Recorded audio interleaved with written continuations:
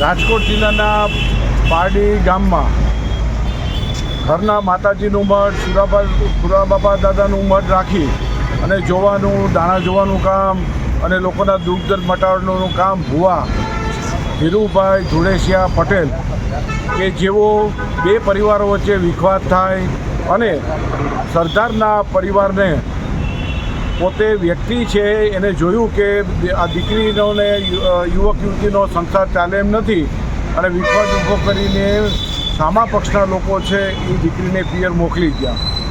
આ નિમિત્તની અંદર ભુવાનો એક ષડયંત્રનો ભાગ હતો। એને સાપર વેરાવળના મુકેશભાઈ મેઘજીભાઈ કાપડિયા નામના પરિવારનો દીકરો છે, કૃણાલ છે।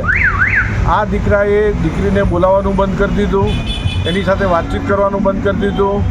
દીકરી છે નિર્દોષ હતી અને દીકરીને ઘરના પરિવારો માર મારતા હતા એવી હકીકત પણ સામે આવી છે। આ સમગ્ર બનાવની અંદર ભુવાનો ઉપયોગ કરી, ભુવાનો ષડયંત્રનો ભાગ રચના કરી અને સંબંધો પૂરા કરવાનું એક કાવતરું કરેલું હતું। તે કાવતરું નિષ્ફળ નીવડેલી છે।